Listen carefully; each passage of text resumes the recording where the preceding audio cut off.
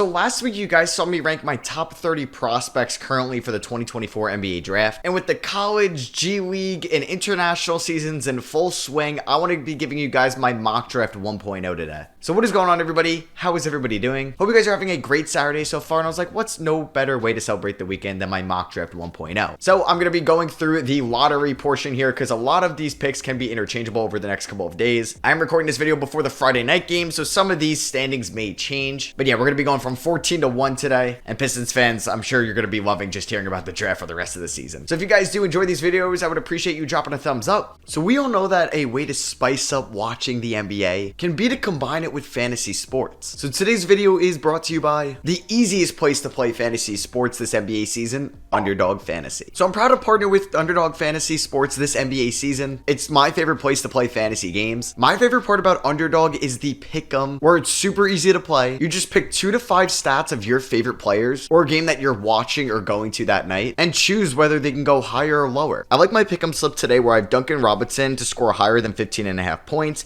I have Tyrese Halliburton to get higher than 15 rebounds plus assists, and Kyle Lowry to get higher than 9.5 rebounds plus assists as well. There's going to be a lot of points scored in this game today, in my opinion, and that's why I love these 3 selections in my pick'em slip. And if you get all your picks right, you can make up to 20 times your money on a single game. You can also make rivals picks as well, which pits 2 players against each other, which player would have more points, assists, rebounds, etc. So what are you waiting for? Sign up at underdogfantasy.com or via the App Store and use my promo code SROS. You can see it on your screen now, and you will receive a 100% deposit match up to $100 when you use my code when you sign up. You will also receive a new customer special, aka a mystery pick'em special, which will get you a pick'em special in your lobby as soon as you create an account using code SROS. And you must be of age in certain states as well. You can see if Underdog is available in your states in the description below. And please remember to play responsibly. Remember to use code SROS at sign up, and thank you to Underdog again for sponsoring today's video. And let's start things off with the Atlanta Hawks at number 14. I have them taking Kyle Filipowski, the big man out of Duke. Filipowski actually seems like a great addition to this Atlanta Hawks team. As a sophomore big man coming out of Duke, he could contribute right away for Atlanta, and they traded their top power forward last offseason in John Collins.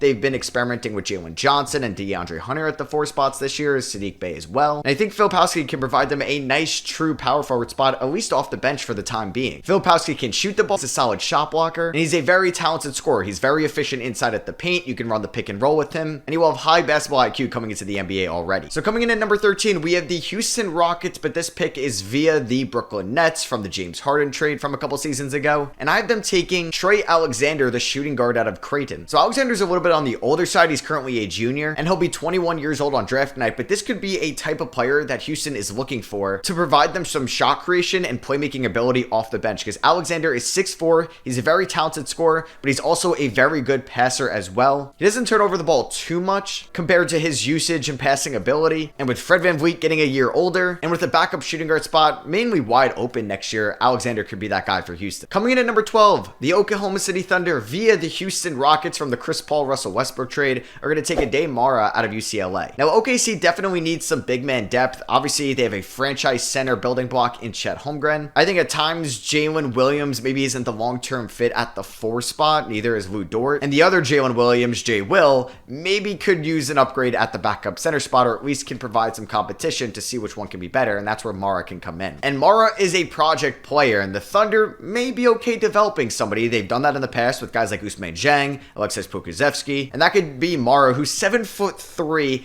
out of UCLA. This guy's going to be able to playmate very well coming into the league. He's going to be a solid passer. He has good court vision, and he's massive inside. He could score inside. I would like to see him develop an outside jumper at some point in his time this year for the Bruins, but I think he will be a lottery pick on draft. All right, so pick 11. This is the San Antonio Spurs pick via the Toronto Raptors from the Jakob Poeltl trade last year, and I have them taking Ryan Dunn, the forward out of Virginia. Ryan Dunn is a small forward. He's 6'8", and I think he may be my favorite prospect in this year's draft. He's not the best prospect. He's not going to go top 5. He's not going to be a franchise cornerstone for you, but this dude is just a winner. He's a glue guy. He's a perfect role player. He does it all. I'm in love with Ryan Dunn's game. He has a great feel for both sides of the ball. He's an incredible defender. He gets in the passing lanes. He can block shots. He can deflect passes. He can steal passes. He can steal you off the dribble, steal you at the point of attack. He can get to the foul line. He can shoot at the mid-range. I would like for him to develop that three-point shot a little bit more, but him coming into San Antonio could just be a perfect glue guy next to Victor Wembanyama going forward. And with a very good point guard class, they'll get somebody in the top 3. All right, we have the Portland Trailblazers at number 10 here. I have them taking Donovan Clingan, the center out of UConn. I feel like Portland's center position is wide open for the next couple of seasons. Robert Williams could have been that guy long term, but he's going to be out for this year, and he's been injury prone throughout his career since 2018 when he was drafted in the second round out of A&M. DeAndre Ayton had a great opportunity to maybe take that spot this year, but really hasn't been living up to the hype that we all thought he may have now that he was going to be a top scoring option on this Blazers squad. And with guys like Scoot Henderson, Anthony Simons, and Shaedon Sharpe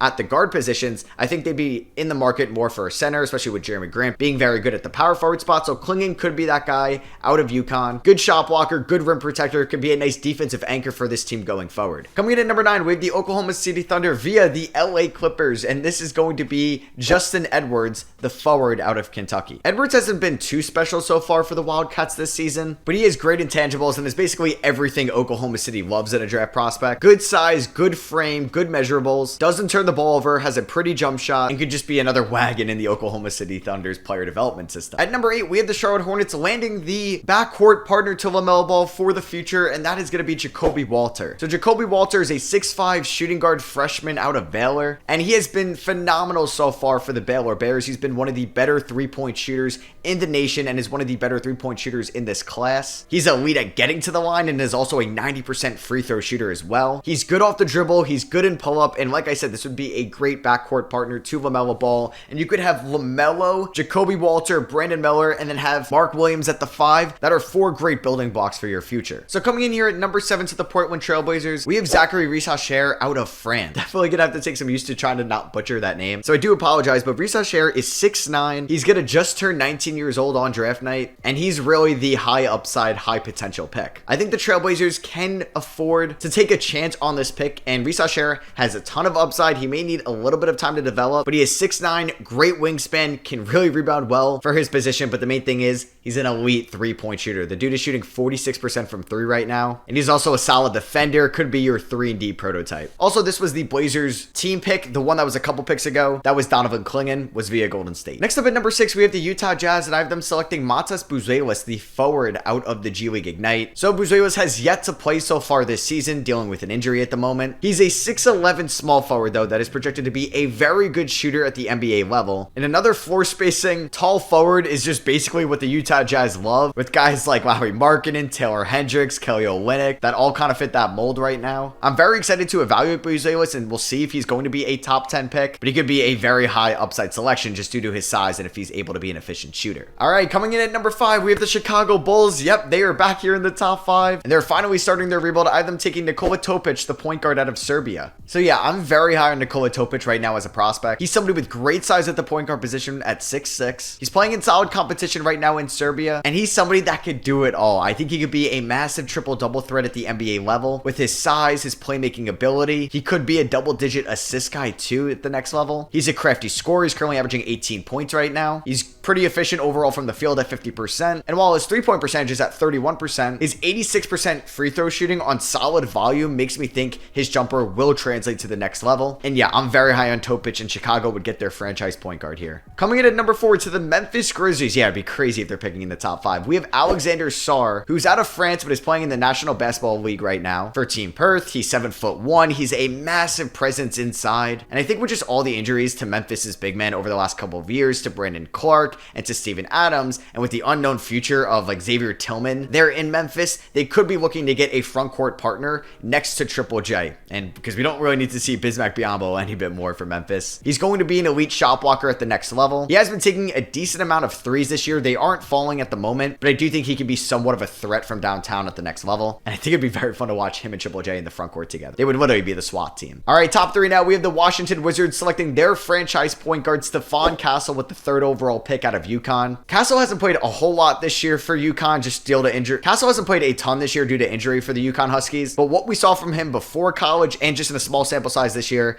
he's going to be one of my favorite prospects to evaluate. He's going to be somebody that could do a little bit of everything. He could shoot off the dribble. He has a very good pull pull-up jumper. He's a fantastic rebounder, a good passer. I think he's going to be an incredible defender as well, being very pesky on that side of the ball, and just being somebody that could realistically score north of 20 points per game at the NBA level, and Washington will get their long-term point guard. So coming in at number 2, we have my number 1 player in this draft class, my new number 1, and that is Isaiah Collier, the point guard out of USC. Collier has been incredible so far for the Trojans. The San Antonio Spurs desperately need that long-term point guard option next to Victor Wembanyama. Hasn't really worked out with Jeremy Shohan as the point Shohan experiment has failed this season. And Trey Jones has been much better, but I think Isaiah Collier is just somebody you can't pass up on. He's a knockdown shooter. He's shooting north of 40% from 3 this season. He's fantastic at getting to the line, and he's a very good playmaker as well. Like I said, could just be a perfect pick and roll option for Victor Wembanyama long term. This is a loaded point guard class, and right now, he's my top guy. So you're like, Matt, you don't have your top guy going number 1 to the Detroit Pistons, who did not win a single game in the month of November. No, I have them still taking Ron Holland out of the G League Ignite. I mean, you could have Isaiah Collier go there, but would Detroit take another point guard? I mean, they already have Cade Cunningham. They still took Jaden Ivey. Obviously, Killian Hayes is probably no longer going to be here. They have Asura Thompson still. I just feel like adding Isaiah Collier to this team would just make it really weird. But who knows? Monty Williams doesn't even play Jaden Ivey, so he may not even be on this team next year. But for them, I still have them taking Ron Holland, even though he has been a little bit disappointing so far for the G League Ignite. Holland has been inefficient so far, averaging 15 points on around 44% shooting. He's shooting 24% from downtown. It's not been pretty for him there. But I think it's something to keep in mind that a lot of players that have come out of the G League Ignite, like top prospects, have struggled with their efficiency. Guys like Jaden Hardy, Jalen Green, Scoot Henderson at times. So like, it's pretty challenging for these guys to really find the shots they want and do it at a high clip with the amount of volume they're being asked to do. So I think that's just something to keep in mind. I think Holland's efficiency will get a little bit better as the season goes along. Right now, he's my best non-point guard in the class. So I hope you guys did enjoy my 14 through 1 mock draft. Guys that were honorable mentions at number 14 were DJ Wagner, Kalel Ware, Bobby Klintman, Tyrese Proctor, and Reed Shepard. So yeah, if you guys did enjoy my mock draft 1.0, feel free to drop a thumbs up. My next mock draft will most likely come after the trade deadline, so you can be on the lookout for that. Like always, I love you guys, and I'll catch you on the next one. Peace.